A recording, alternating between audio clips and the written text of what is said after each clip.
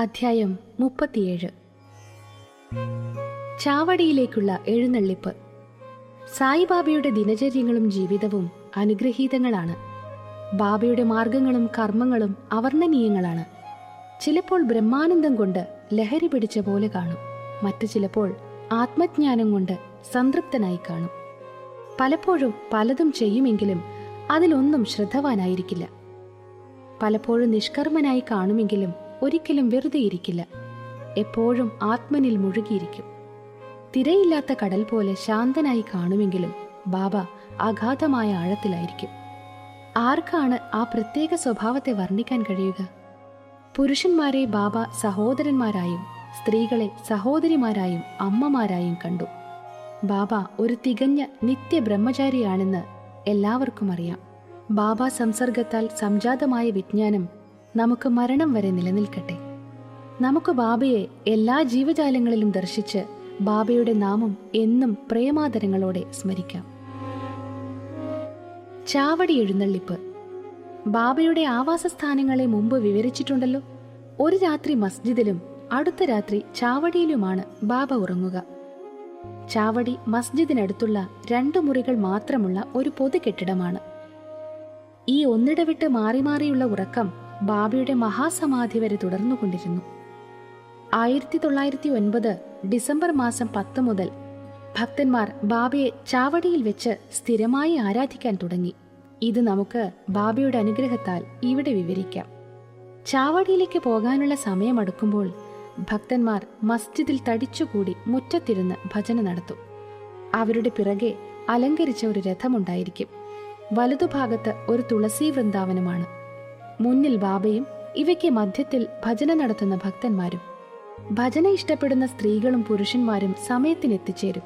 പലരും താളം, ചപ്ലാങ്കട്ട, ഏലത്താളം, മൃദംഗം, ഗഞ്ചിറ, ഘോൾ മുതലായ വാദ്യോപകരണങ്ങൾ എടുത്തിരിക്കും. എന്നിട്ടാണ് ഭജന നടത്തുക. ഈ ഭക്തന്മാരെ മുഴുവൻ ആകർഷിച്ചു കൊണ്ടുവന്ന കാന്തശക്തിയാണ് സായിബാബ. പുറമേ ചിലർ തീവെട്ടികൾ ശരിപ്പെടുത്തും, ചിലർ പല്ലക്ക് അലങ്കരിക്കും, ചിലർ ചൂരൽ വടികൾ കയ്യിൽ വെച്ച് സായിബാബ കി ജയ് എന്ന് വിളിക്കും. അവിടെ മുഴുവൻ അലങ്കരിച്ചിരിക്കും. മസ്ജിദിന് ചുറ്റും വിളക്കുകൾ കത്തിക്കും. ബാബയുടെ കുതിര ശ്യാമകർണനെ നന്നായി അലങ്കരിച്ച് മുന്നിൽ നിർത്തും. അപ്പോൾ താത്യ പട്ടേൽ ഒരു സംഘം ആളുകളുമായി വന്ന് ബാബയോട് തയ്യാറാവാൻ പറയും. താത്യ പട്ടേൽ വന്ന് ബാബയെ കൈപിടിച്ച് എഴുന്നേൽപ്പിക്കുന്നതുവരെ ബാബ ശാന്തനായി അവിടെ ഇരിക്കും. താത്യ ബാബയെ മാമ എന്നാണ് വിളിക്കുക. അവരുടെ ബന്ധം അത്രമാത്രം അടുത്തതായിരുന്നു. ബാബ കഫ്നി ധരിച്ച് സത്ക കയ്യിലെടുത്ത് ചിലിം പൈപ്പും പുകയിലയുമെടുത്ത് ചുമലിൽ ഒരു വസ്ത്രവുമിട്ട് തയ്യാറാവും. അപ്പോൾ താത്യ സ്വർണവർണ്ണത്തിലുള്ള ഒരു വിശേഷപ്പെട്ട ഷാൾ ബാബയുടെ ദേഹത്തിലിട്ട് കൊടുക്കും. അതിനുശേഷം ബാബ തന്റെ അടുത്തുള്ള വിറകുകെട്ട് വലതുകാൽ കൊണ്ട് നീക്കിവെച്ച് കത്തിച്ചുകൊണ്ടിരിക്കുന്ന വിളക്ക് വലത് കൈകൊണ്ട് കെടുത്തി ചാവടിക്ക് പുറപ്പെടുന്നു. എല്ലാ വാദ്യോപകരണങ്ങളും ചെണ്ട, ബാൻഡ്, കുഴല്, മൃദംഗം മുതലായ അവയുടെ പലതരം ധ്വനികൾ മുഴക്കുകയായി. കരിമരുന്ന് പണിക്കാരെ കൊണ്ട് വർണ്ണോജ്വലമായ അന്തരീക്ഷം സൃഷ്ടിക്കപ്പെടുന്നു. സ്ത്രീകളും പുരുഷന്മാരും സംഗീതോപകരണങ്ങളോടുകൂടി ബാബയുടെ ഭജന പാടിക്കൊണ്ട് നീങ്ങുന്നു. ചിലർ ആനന്ദം കൊണ്ട് നൃത്തം വയ്ക്കുന്നു, ചിലർ കൊടിക്കൂറകളും മറ്റും പിടിക്കുന്നു. ദൽദാരന്മാർ ബാബ ഒതുക്കിന്മേൽ കാൽ വയ്ക്കുന്നതോടുകൂടി ബാബയുടെ ഇരുവശത്തും വെൺചാമരം പിടിച്ചു നിന്ന് അവർ ബാബയെ വീശിക്കൊടുക്കുന്നു. ഭക്തന്മാർ കൈപിടിച്ചുകൊണ്ട് വെള്ള വിരിച്ച പാതയിലൂടെ ബാബ മന്ദം മന്ദം നടക്കുന്നു. താത്യ ഇടതു കൈയും മഹൽസാപതി വലതു കൈയും പിടിക്കുന്നു. ബാപ്പു സാഹേബ് ജോഗ് വെൺകൊറ്റക്കുട പിടിക്കുന്നു. ഈ വിധത്തിൽ ബാബ ചാവടിക്ക് എഴുന്നള്ളുന്നു. പരിപൂർണമായി അലങ്കരിക്കപ്പെട്ട ശ്യാമകർണൻ എന്ന കുതിര വഴികാട്ടിയായി മുന്നിലും. അതിനു പുറകെ സേവകന്മാരും വാദ്യക്കാരും ഭക്തന്മാരും മറ്റും നടക്കുന്നു. സംഗീതോപകരണങ്ങളുടെ ശ്രുതിക്കനുസരിച്ച് ഹരിനാമവും സായിനാമവും മധുരമധുരമായി പാടുന്നു. ഇങ്ങനെ ഘോഷയാത്ര ചാവടിയുടെ മൂല വരെ പോകുമ്പോഴേക്കും സർവ്വജനങ്ങളും അത്യന്തം സന്തുഷ്ടരായിത്തീരുന്നു.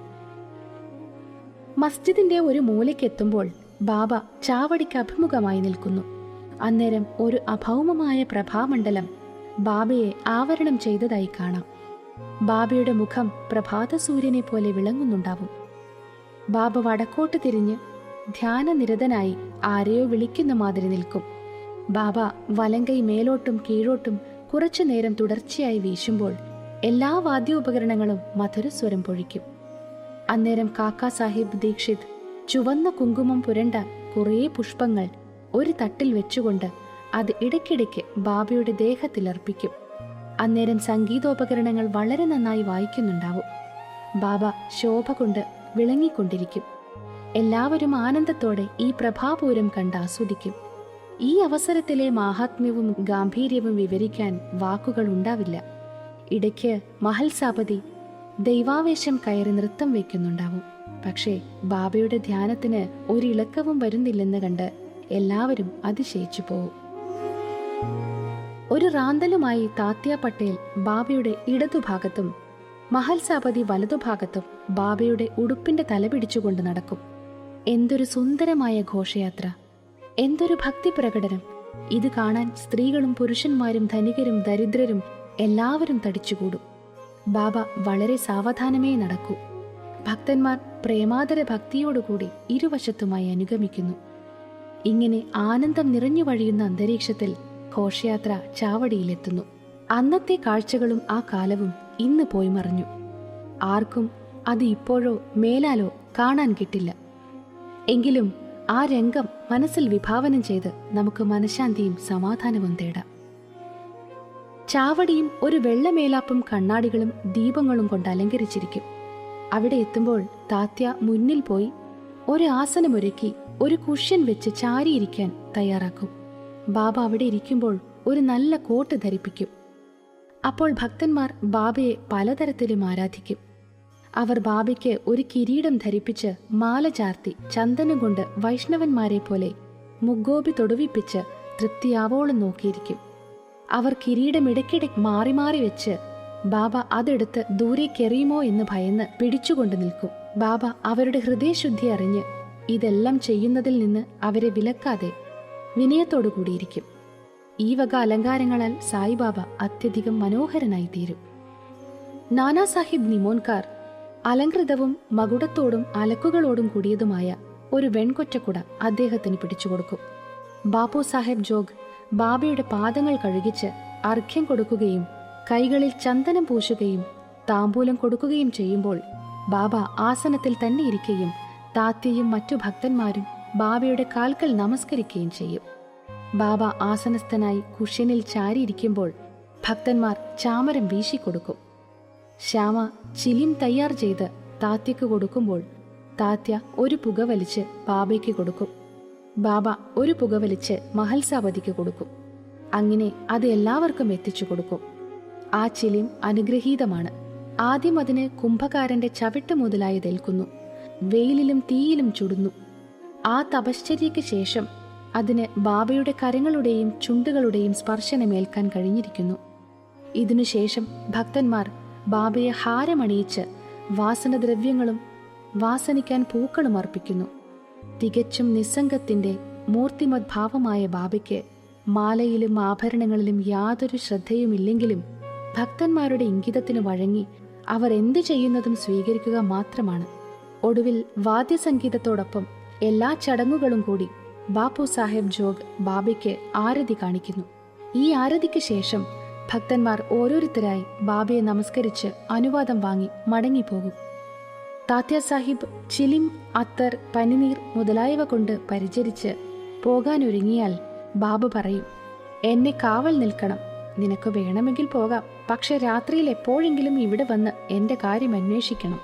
അങ്ങനെ ചെയ്തോളാമെന്ന് പറഞ്ഞ് താത്യ ചാവടി വിട്ട് വീട്ടിലേക്ക് പോകും. പിന്നെ ബാബ തന്നെ വിരിപ്പ് തയ്യാറാക്കും. 50-60 വെള്ളവിരികൾ മേൽക്കുമേൽ വിരിച്ചതിൽ ബാബ കിടന്ന് വിശ്രമിക്കും. നമുക്കും ഈ അധ്യായം അവസാനിപ്പിച്ച് വിശ്രമമെടുക്കാം. വായനക്കാർ നിത്യവും ഉറങ്ങുന്നതിനു മുൻപായി സായിബാബയെയും ചാവടി ഘോഷയാത്രയെയും സ്മരിക്കണമെന്ന് അപേക്ഷിക്കുന്നു. ശ്രീ സായിയെ നമിക്കുവിൻ. ലോകശാന്തി ഭവിക്കട്ടെ.